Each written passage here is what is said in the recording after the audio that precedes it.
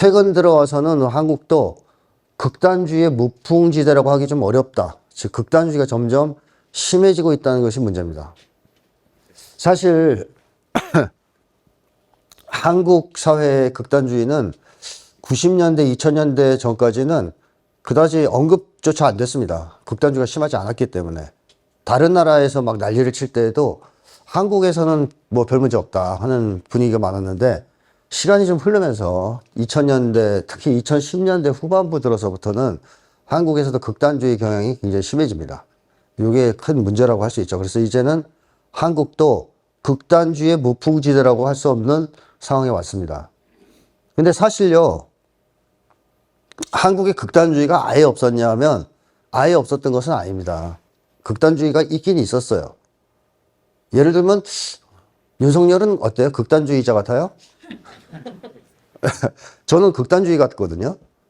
사실 현재 정권을 구성하고 있는 뉴라이트 이런 사람들은 거의 극단주의자라고 봐야 되는데요. 과거에 한국의 독재자들은 뭐 예를 들어 전두환이라든가 이런 독재자들은 극단주의자가 아니었을까? 극단주의자였습니다.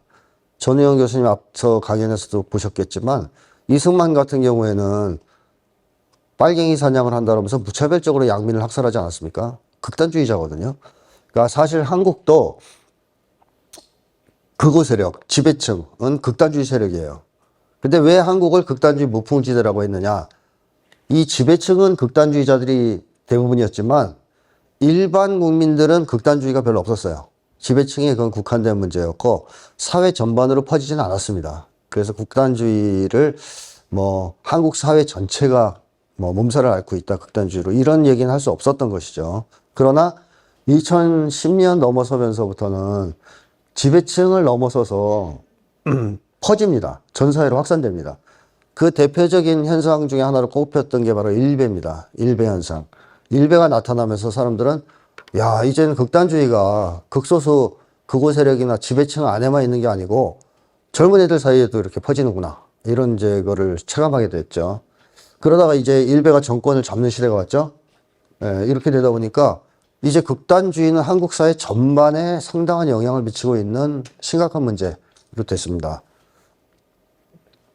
자, 그러면 우선 개념 정의를 좀 하고 넘어가야 될 것 같은데요.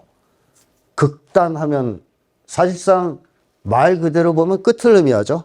맨 끝에. 그래서 사전에도 보면 길이나 일의 진행이 끝까지 미쳐 더 나갈 데가 없는 막바지. 그래서 뭐 중용을 잃고 한쪽으로 크게 치우쳤다. 이렇게 극단주의를 보통 극단이라는 말을 쓰고요. 극단이라는 말은 이렇게 쓰지만 극단주의는 요거하고 좀 달라야 됩니다. 왜냐? 양 끝에 있다고 극단이라고 본다면요. 통계적 의미랑 유사한 거거든요, 이게. 통계에서 그 정상분포 곡선이라고 아시죠? 종 모양의 곡선.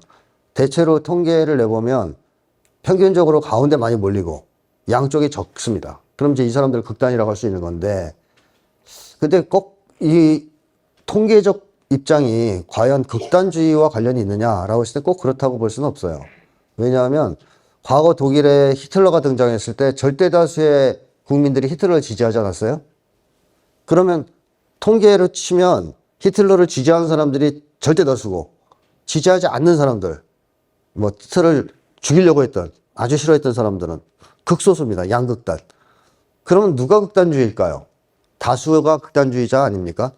따라서 통계적 정의라든가 이렇게 맨 끝이라는 정의는 사실상 극단주의 정의에는 그렇게 어울리지 않는다라는 점 말씀드리고 싶고, 그래서 극단주의는 보통 끝을 의미하기보다는 과잉, 너무 지나친 거, 과도한 거, 그걸 의미합니다. 그러니까 사실상 극단주의는 내용이 문제가 되는 거고, 그 내용을 어떤 내용이냐도 중요하고 그 내용을 너무 과도하게 몰입해서 지나치게 믿는다든가 극단적인 행동을 한다든가 과한 그런 경우에 이제 보통 극단주의다. 그래서 극단주의는 과잉의 문제를 보는 것이 옳다라고 말씀을 드리고 싶고요.